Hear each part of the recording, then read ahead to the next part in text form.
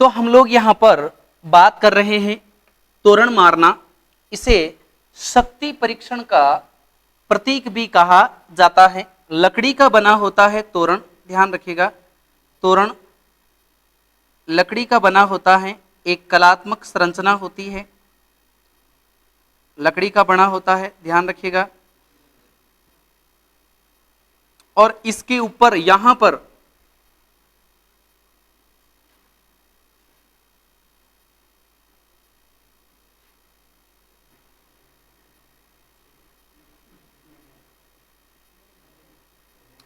या तो मोर बना होता है या तोता बना होता है।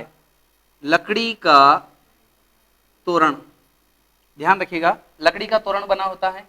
और राजस्थान में तोरण बनाने का कार्य जो है वो बस्सी चित्तौड़गढ़ के अंदर प्रसिद्ध है। ध्यान रखिएगा, राजस्थान में बस्सी चित्तौड़गढ़ में तोरण बनाए जाते हैं। और ये काम करता कौन है? सुथार या बढ़ई के द्वारा तोरण बनाया जाता है। तो तोरण मारना शक्ति परीक्षण का प्रतीक माना जाता है, शक्ति परीक्षण का प्रतीक माना जाता है। ध्यान रखिएगा,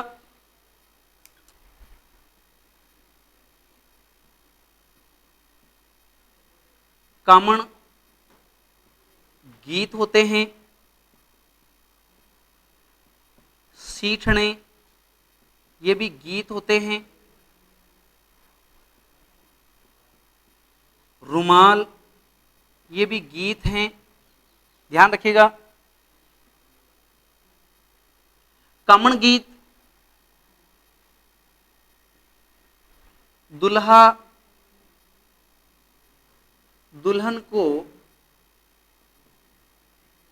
टोने टोडकों से बचाने के लिए गाया जाता है ना। उनको संकेतों के माध्यम से समझाया जाता है ना। बना मारा अड़िया गलिया मत जाय, है ना, हाँ, पणिहारी री नजरा लाग जी, इस प्रकार के बोलों के साथ उसको समझाया जाता है दुल्हा को दुल्हन को कि आपको इधर उधर नहीं जाना है वरना नजर लग जाएगी। टोने टोडकों से जुड़ा हुआ गीत है। आगे हम बात करें सीठने। सीठने विवाह के अंदर वधु पक्ष द्वारा गालियां गीत है, गालियां गीत है। वधु पक्ष की महिलाओं के द्वारा ये गीत गाए जाते हैं जब बारात का आगमन हो जाता है। ध्यान रखिएगा, वहां पर, है ना, मीठी मीठी गालियां जो है दी जाती है उनको गीत के माध्यम से, है ना, कि बनड़ा ऊंचो नाल थारो बाप लटके, है ना, इस तरीके से, है ना। और बनड़ा भी कहता है लटके तो लटकन दे और फेरा खावण दे। यानी इस प्रकार के जो गालियां गीत होते हैं ये गीत सीठने कहलाते हैं। सीठने विवाह के अंदर गाए जाने वाले गालियां गीत हैं। ठीक है, आगे बात करते हैं रुमाल। ये फेरों के समय दुल्हे की सालियों द्वारा गाया जाता है। दूल्हे की सालियों के द्वारा रुमाल गीत गाया जाता है। ध्यान रखिएगा, रुमाल गीत गाया जाता है।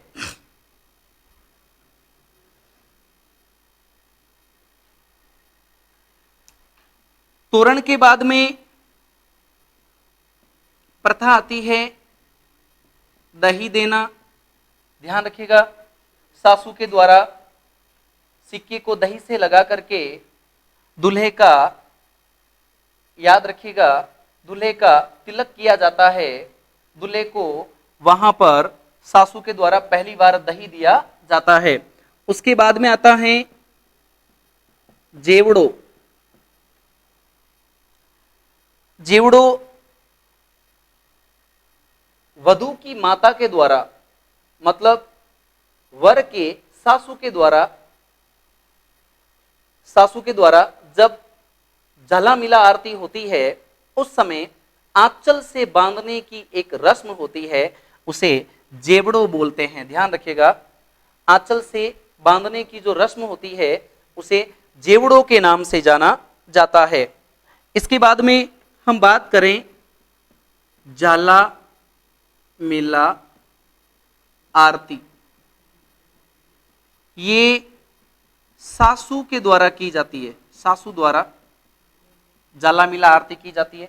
बहुत सारे दीपक लगे होते हैं लोहे के स्टैंड में या लकड़ी के स्टैंड में, और उसके द्वारा सासू थाली में लेकर के जो अपने दामाद की या जमाई सा की जो आरती उतारती है उसे जाला मिला आरती के नाम से जाना जाता है। ये तोरण मारते समय आरती की जाती है, और तोरण मारा जाता है वधू के घर के मुख्य द्वार पर। ध्यान रखिएगा, वधू के घर के मुख्य द्वार, वधू के घर के मुख्य द्वार पर तोरण को लटकाया जाता है, और दूल्हा जो है अपने दो परकणियों के साथ में, दूल्हे के साथ में जो दो आदमी होते हैं उसके या तो परम मित्र होते हैं या उसके जीजाजी होते हैं, वो परकणियां कहलाते हैं। ध्यान रखिएगा, नाम आता है परकणियां, है ना। उनके हाथ में नीम की डाली होती है या बेर की डाली होती है, ध्यान रखिएगा, है ना। वो दूल्हा तलवार के साथ उन नीम और बेर की डालियों को लेकर के तोरण पर 7 बार धीरे धीरे मारता है, इसी को कहते हैं तोरण मारना। और उससे पहले जो आरती होती है उसे कहते हैं जाला मिला आरती, और जाला मिला आरती जो है वो सासू द्वारा होती है। इसी समय सासू जो है पहली बार अपने दामाद को तिलक लगाती है, टीकती है, जिसे कहते हैं सासू के द्वारा टीकना। फिर सासू के साथ में जो भी उसकी देरानी जेठानी, जो भी उसकी ननंद बुआ वगैरह है, सभी तिलक करते हैं, और उसी समय बुआ आरती भी होती है। ध्यान रखिएगा, आगे हम बात करते हैं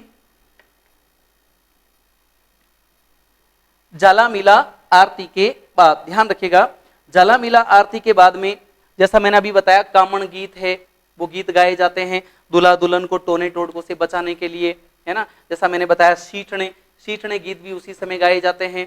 फिर बाद में बात आती है मंडप या चंवरी, मंडप या चंवरी।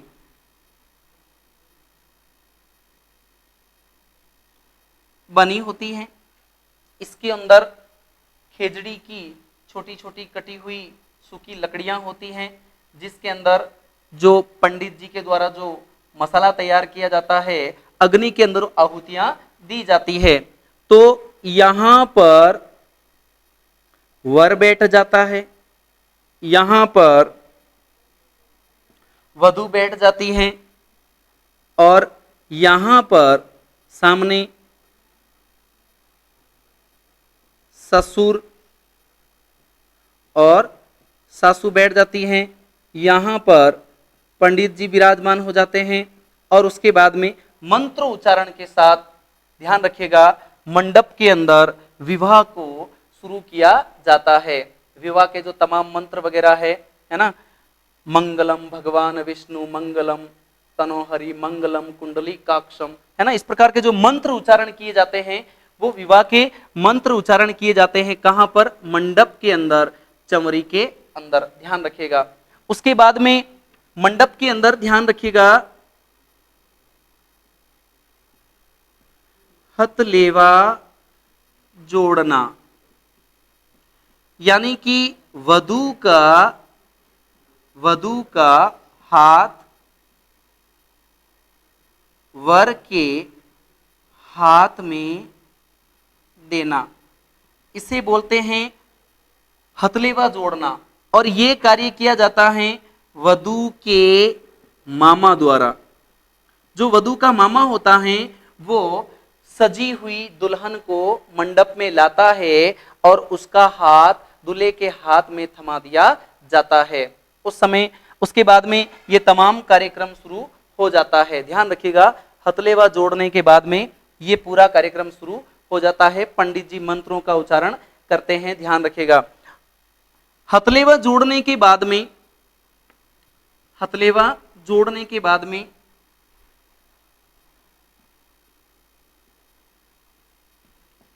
गठजोड़, गठजोड़ किया जाता है।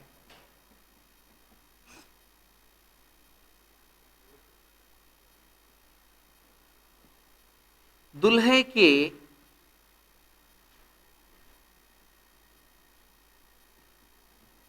वस्त्र छोटा गलजेड़ा से दुल्हन की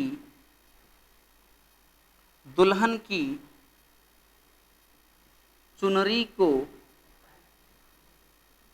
बांध देना, इसे बोलते हैं गठजोड़ करना। ध्यान रखिएगा, गठजोड़ करना, या इसे आप कहेंगे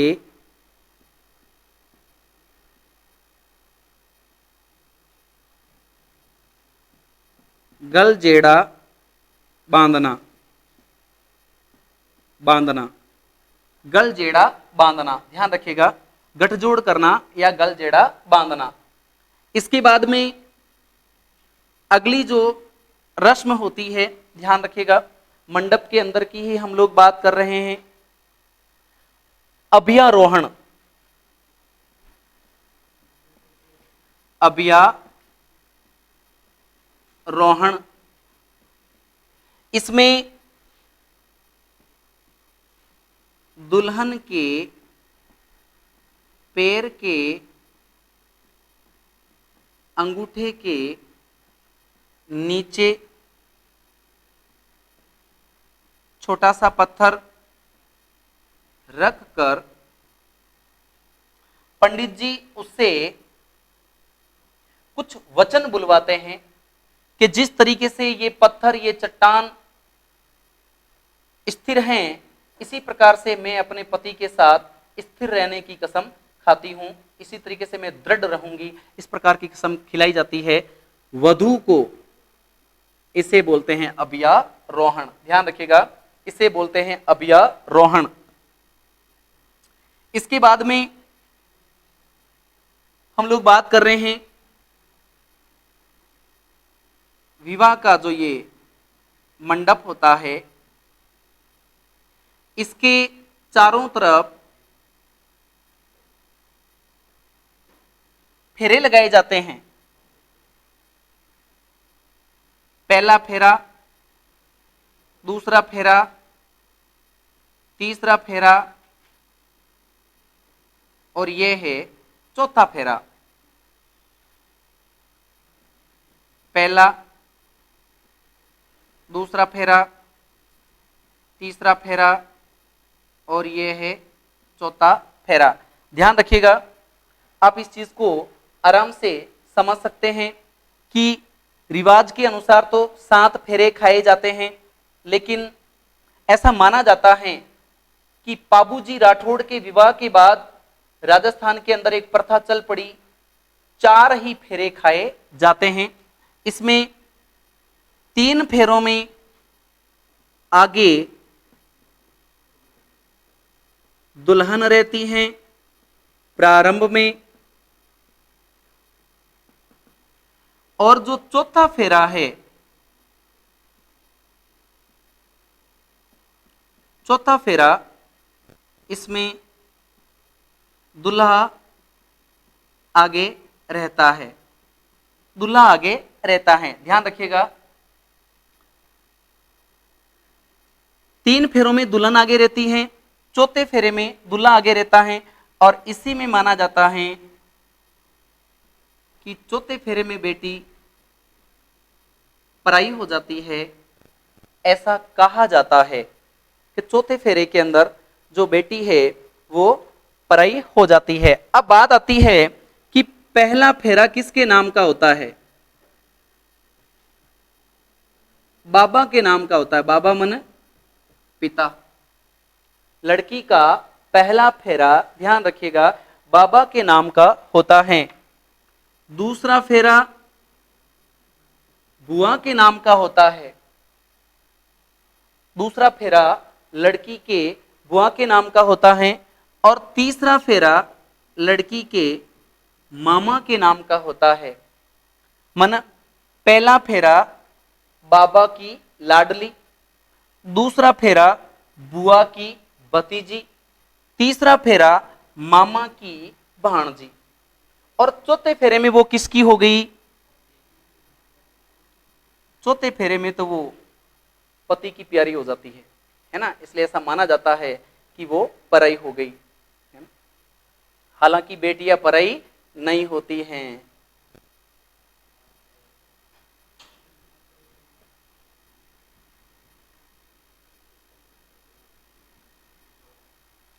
आगे बात करते हैं, 4 फेरों के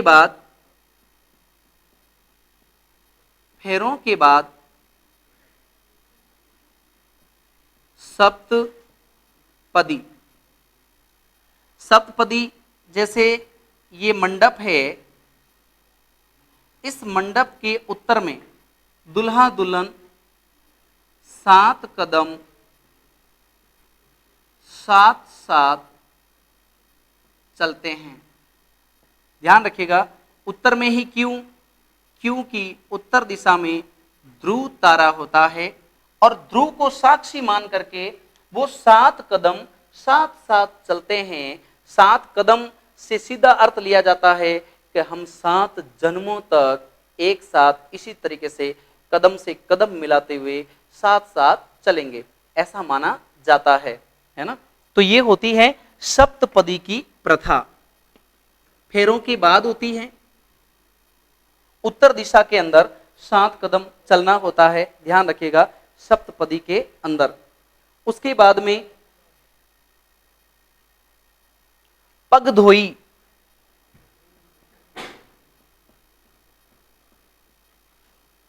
पगधोई दुल्हन के माता पिता के द्वारा जो दूल्हा है, जो जमाता है, उसके पैरों को धोया जाता है, उसको सम्मान दिया जाता है, इसे कहते हैं पगधोई। पगधोई के बाद में रिवाज आता है कन्यादान का। ये वधू के पिता द्वारा किया जाता है। ध्यान रखिएगा, वधू के पिता द्वारा कन्यादान किया जाता है, अपनी लड़की को दूल्हे को सौंप दिया जाता है, इसे कहा जाता है कन्यादान करना। ध्यान रखिएगा, इसे कहा जाता है कन्यादान करना। उसके बाद में बात आती है माया की गह। माया की गह, जो दुल्हन होती है उसके घर में एक सुंदर चित्र बनाया जाता है, सुंदर चित्र बनाया जाता है।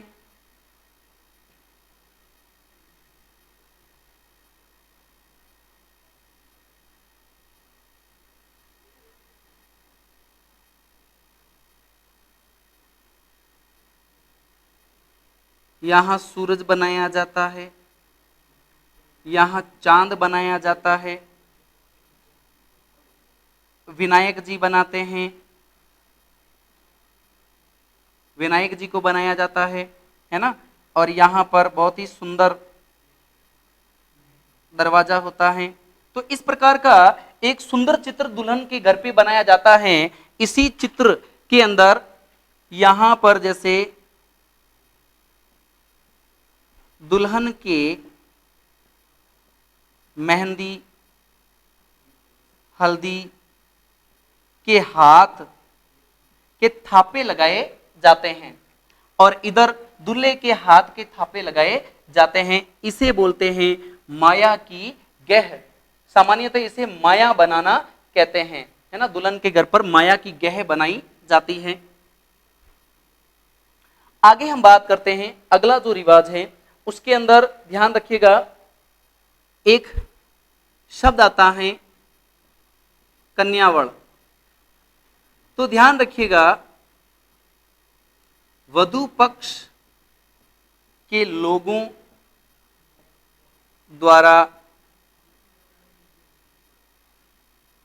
विवाह के दिन उपवास रखना क्या कहलाता है? कन्यावड़ कहलाता है। वधू पक्ष के लोगों द्वारा, वधू पक्ष के लोगों द्वारा विवाह के दिन उपवास रखना कन्यावड़ कहलाता है। ध्यान रखिएगा, कन्यावड़ कहलाता है।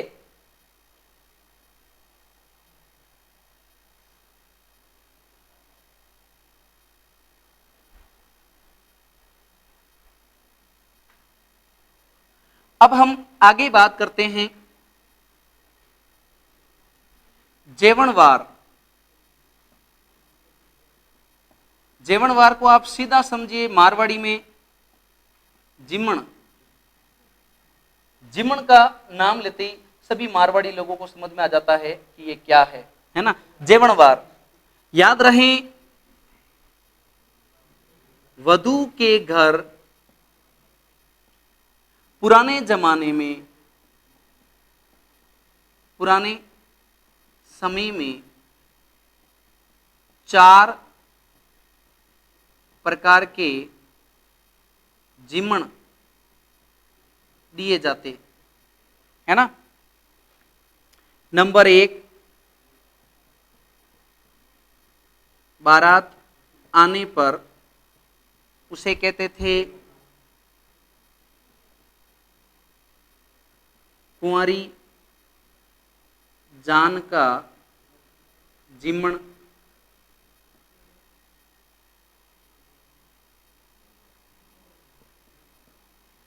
फेरे के बाद, फेरे के बाद दूसरे दिन सुबह सुबह परणी जान का जिमण। परणी जान का जिमण।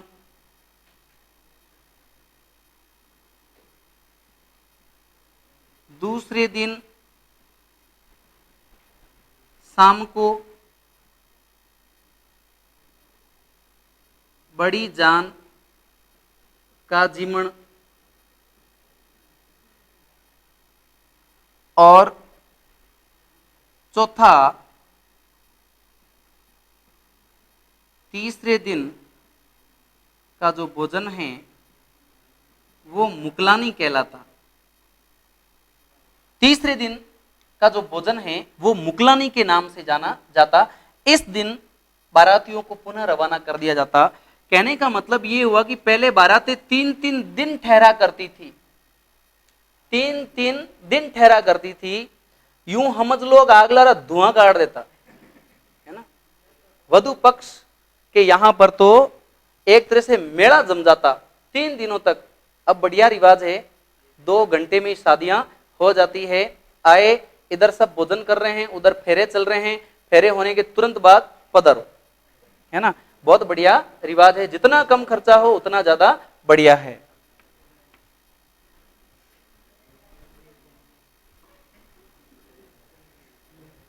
आगे बात करते हैं जेवणवार के बाद में जो अगली रस्म आती है उसके बारे में हम लोग बात करते हैं। रस्म आती है दूल्हा दुल्हन को जुआ जुई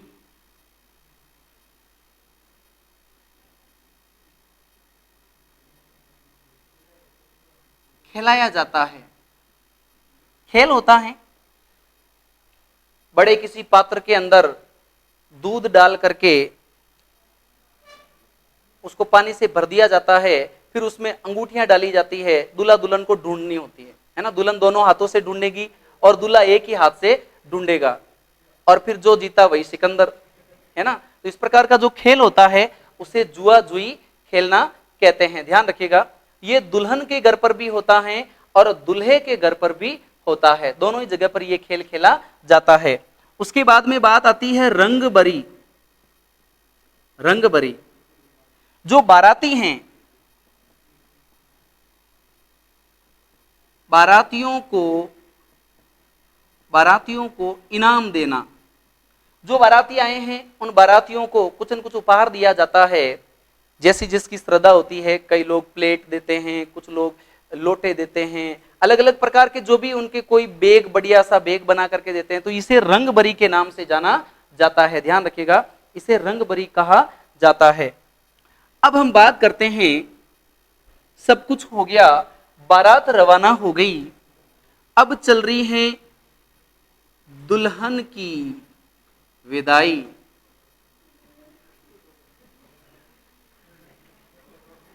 दुल्हन की विदाई के समय राजस्थान के अंदर एक गीत गाया जाता है, लोक गीत गाया जाता है, उसे कोयलड़ी गीत कहते हैं। उसे कोयलड़ी गीत कहते हैं। ध्यान रखिएगा, कोयलड़ी गीत गाया जाता है दुल्हन की विदाई के समय, है ना। कोयलड़ी गीत गाया जाता है, कोयल बाई सिद्ध चालिया, है ना। इस प्रकार के गीत गाए जाते हैं और उसी समय जो है दुल्हन की आंखों से आंसू आ जाते हैं, वो भावुक हो जाती है ना। इस प्रकार से तो दुल्हन की जो विदाई का जो सीन होता है बहुत ही भावमय होता है ना। तो दुल्हन की विदाई हो गई। दुल्हन की विदाई के बाद में दुल्हन पहुंच जाती है ससुराल के अंदर, है ना। और ससुराल में आते ही जो घर का मुख्य द्वार है वहां पर उसकी ननदों द्वारा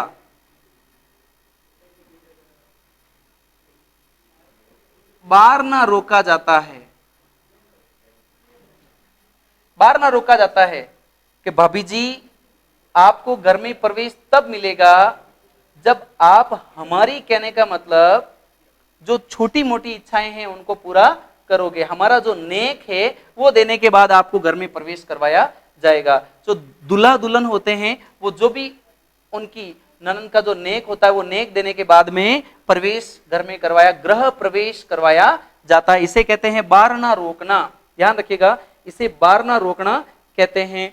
उसके बाद में अगला जो बार ना रोकने के स्टेप के बाद जो अगला जो स्टेप होता है वो होता है जात देना। जात देना, अलग अलग प्रकार के जो देवी देवता होते हैं, देवी देवता को दोग लगाने जाना। जो भी उनके कुल देवता होते हैं उनको दोग लगाने के लिए जाते हैं, इसी को बोलते हैं जात देना। वहीं पर एक बहुत शानदार गेम खेला जाता है, सोटा सोटी। खासकर ये गेम खेला जाता है भैरव जी के थान पर। भैरव जी के थान पर सोटा सोटी का गेम खेला जाता है, खेल खेला जाता है। बिल्कुल छोटी छोटी पतली पतली छड़ियां जो है, एक छड़ी दूल्हे को दे दी जाती है, एक छड़ी दुल्हन को देती जाती है और फिर आपस में एक दूसरे को धीरे धीरे मारते हैं, है ना। ऐसा माना जाता है कि भाई भैरव जी के सामने एक दूसरे को मारने से पति पत्नी में प्यार बढ़ता है, स्नेह बढ़ता है, इसलिए मारवाड़ी के अंदर इस परंपरा को बहुत ही धूमधाम से, है ना, मनाया जाता है। सोटा सोटी खेलना, सोटा सोटी का मतलब ये नहीं कि लंबा हो, सोट लेके चले गए दिया दुल्हन के ऐसा, या दिया दूल्हे के भाग जाए दूल्हा वहां से, ऐसा कोई रिवाज नहीं है। बिल्कुल पतली पतली छड़ियां होती हैं और धीरे धीरे मारा जाता है। आगे बात करते हैं। उसके बाद में ध्यान रखिएगा, एक नाम आता है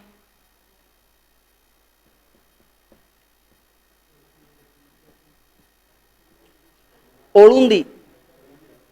ओलुंदी, दुल्हन के साथ जो भी महिला आती है, दुल्हन के साथ जो भी महिला आती है उसे ओलुंदी कहते हैं। वधू के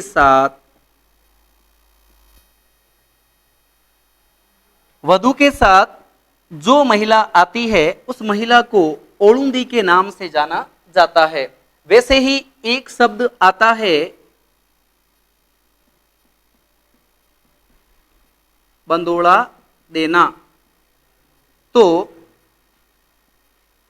वर को या वधू